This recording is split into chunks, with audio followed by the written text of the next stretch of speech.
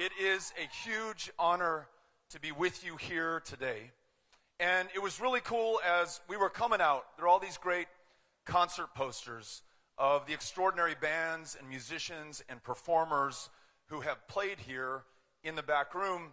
And the last one that I saw on my way out was at the drive-in.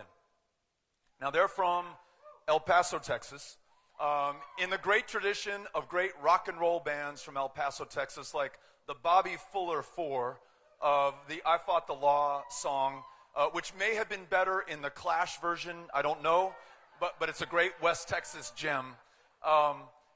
This campaign, politics, our democracy at its best, has that punk rock ethic of doing it yourself without corporate involvement, no lobbyists, no poll tested, no focus group driven things that you say, no talking points that you recite, just folks connecting like we are right now, eyeball to eyeball, sharing one another's stories, and in so doing, bringing this very divided, very polarized country together at this defining moment of truth.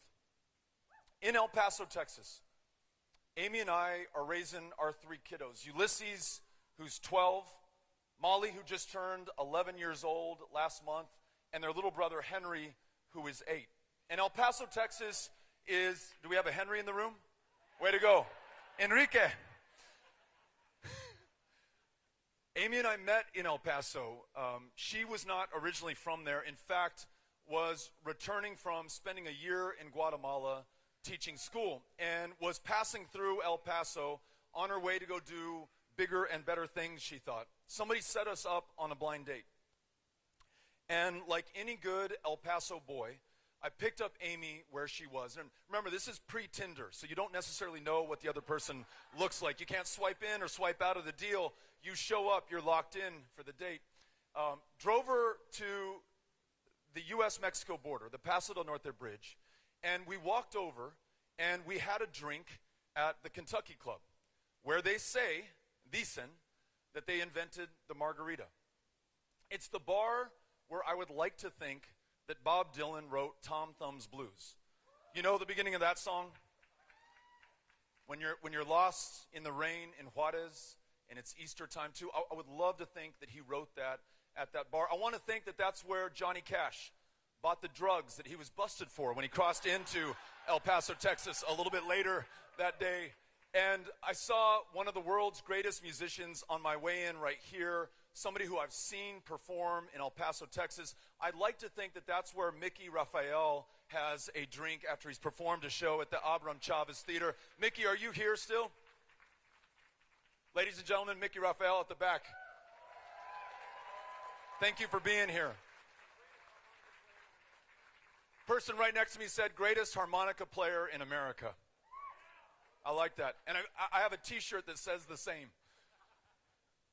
So that's where we start our date. Have a margarita or two, go next door to Martino's and have dinner, and then we walk down Avenida Juarez past the Customs House, which was a decisive point in the battle for Juarez in the Mexican Revolution. It really decided the fate of that country and everything that would follow since. Before that, in 1909, it was the first place that a president of the United States of America and a president of the Republic of Mexico ever met. And neither Taft nor Diaz needed a translator because they each spoke both English and Spanish. They also tell us when they had the reciprocal meeting on the U.S. side of the border in El Paso, Taft broke the chair that he was sitting in. The splinters are still on display in the Chamber of Commerce boardroom. From there, we walked to the Mission of Guadalupe, which has stood the test of time for more than 330 years. We just sat down on a park bench in that little placita and took in the sights and the sounds and the smell of elote and the people who were dancing and just having fun. And I could see in Amy's eyes that she was falling in love with our community, the largest binational community in the Western Hemisphere. 3 million who come together, who are joined and not separated by the Rio Grande River, speaking two different languages from two cultures and two histories, who join to form one people, far greater, more powerful, more magical than the sum of their parts or the number of people involved. And not unconnected to that, our hometown of El Paso, Texas, is one of, if not the safest cities in the United States of America today.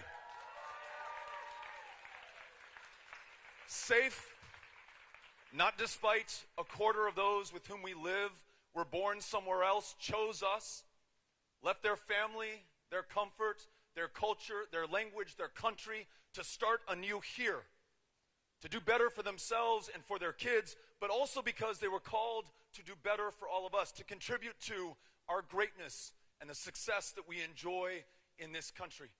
So imagine the shock to my fellow El Pasoans and Juarezes as well, to see elected a man who described Mexican immigrants as rapists and criminals, who would go on to describe asylum seekers as animals and an infestation.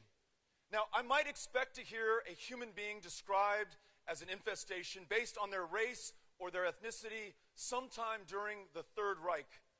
I never would have expected it in my own home country. A president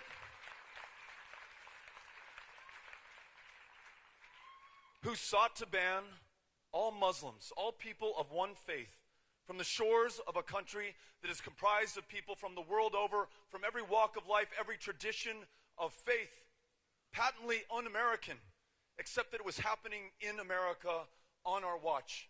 And I'll tell you, we know beyond the shadow of a doubt that it does not just offend our sensibilities or our ears or our best traditions.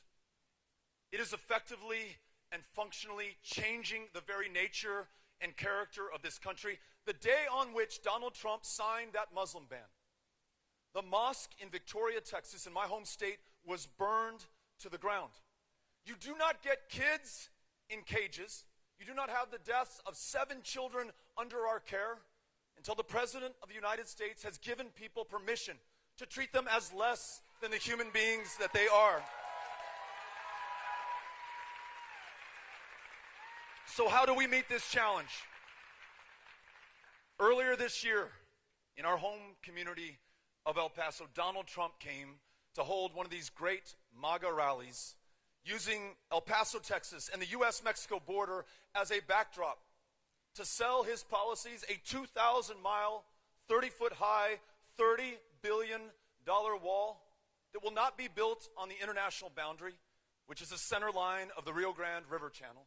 It'll force you and me to take our fellow Americans' ranches and homes and farms and properties well into the United States of America, an expensive, un-American solution in search of a problem, because those border communities like mine are among the safest places you can be in the United States of America. If immigration is a problem, it is the best problem this country could have today.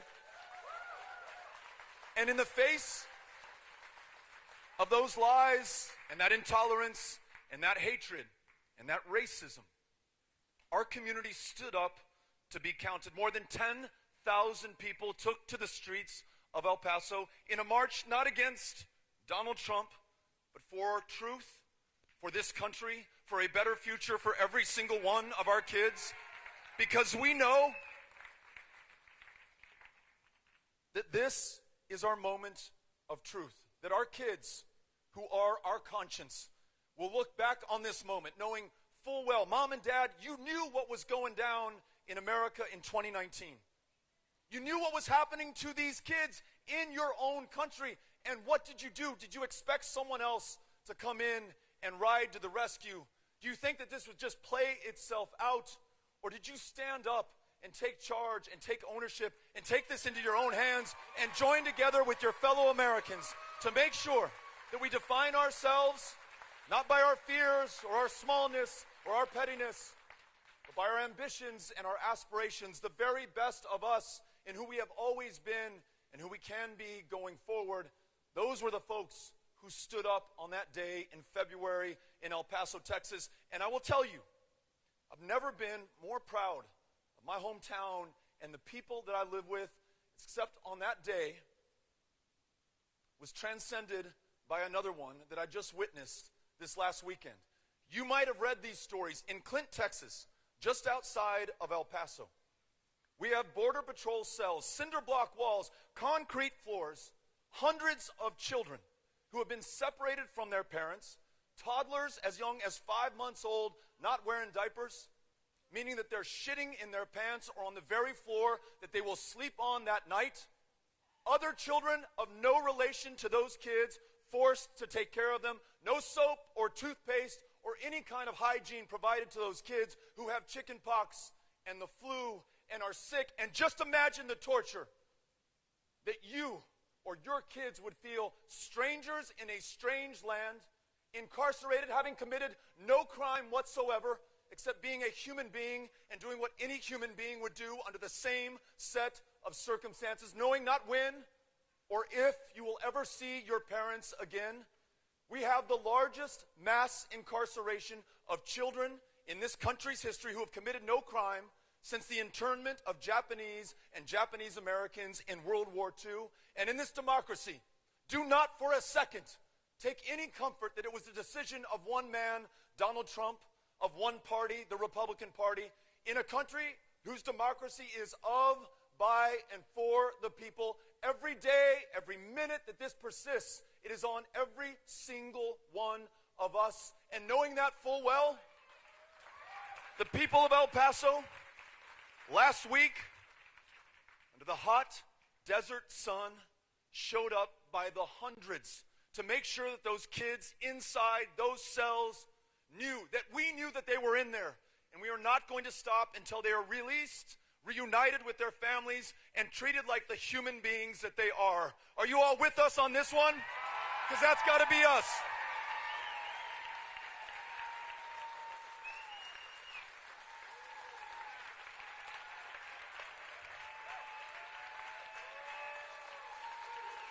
We're going to make our kids proud.